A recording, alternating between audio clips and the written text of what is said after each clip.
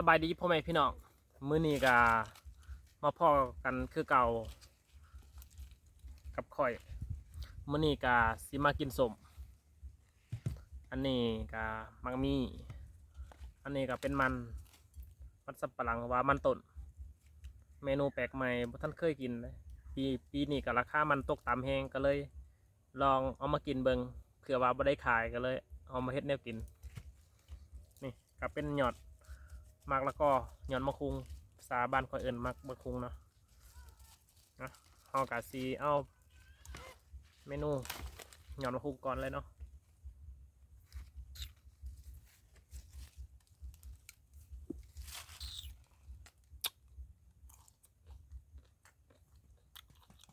เป็นสม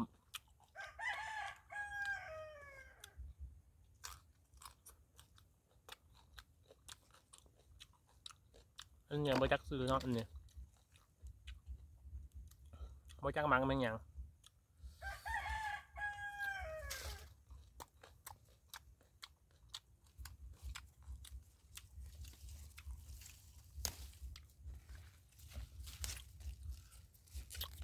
มาพี่น้องแซ่บๆน้ำกันพี่น้องกินสมพี่น้องกินเมี่ยง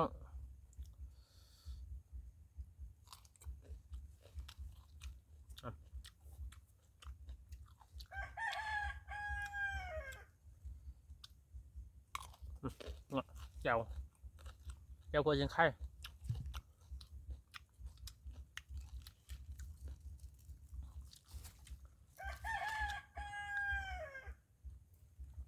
มุกเผ็ดแห้งพี่น้อง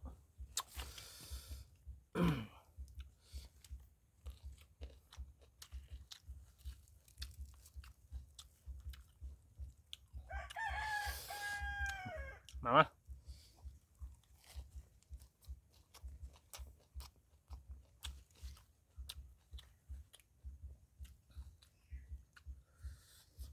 ลองเบิ่งบางเม็ดพี่น้อง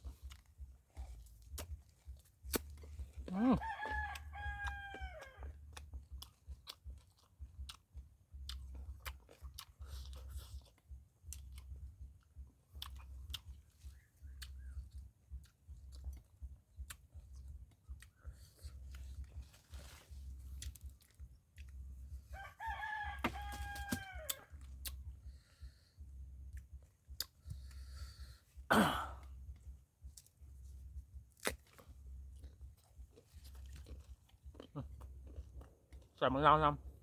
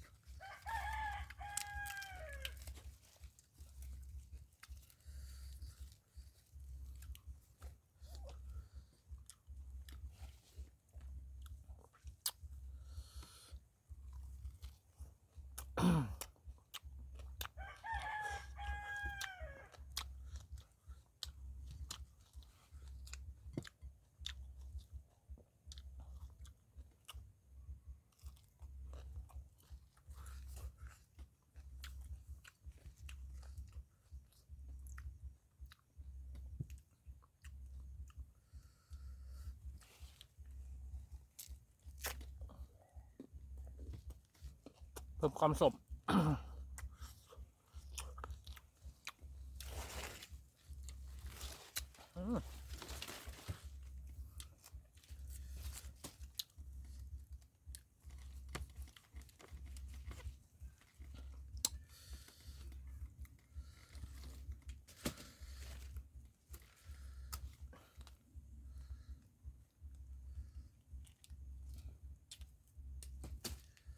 นี่พี่น้อง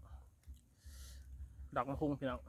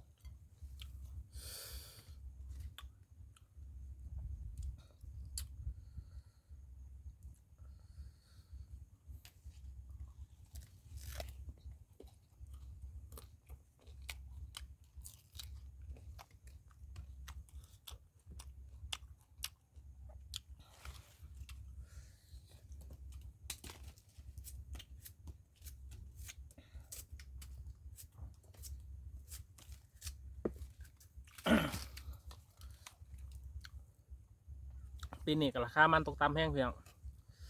ลองมากินดูนะพี่น้องเอา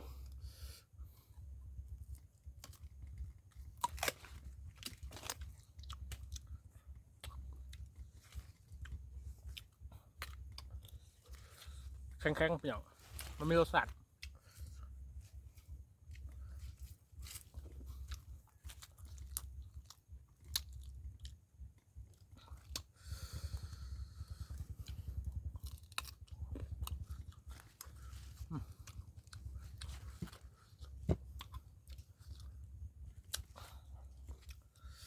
มันราคาตกต่ำแห้งไปเนี่ยเป็นแห้งพี่น้องเอามะนาวล้างคอจากบัตร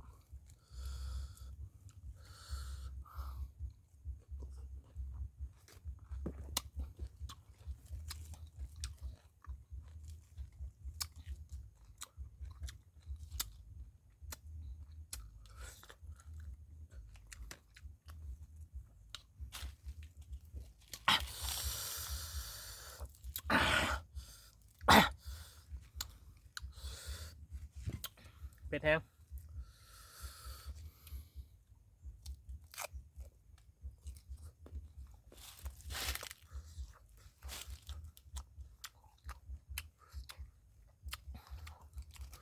อาหารแปลกใหม่เราพี่น้อง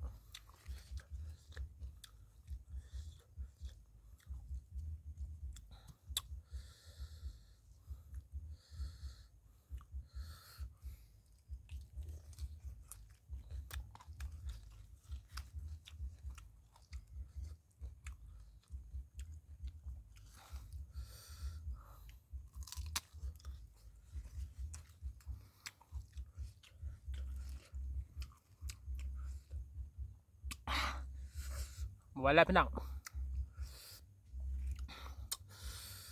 ถ้าคลิปนี้มีคนที่ตามเพิ่มกันสี่ห้าของกินแปลกๆใหม่มากินสู้พี่สู้น้องเบิงเนาะตอนนี้บ่ไหวแล้วเพชรแห้งพี่น้องลาไปก่อนพี่น้อง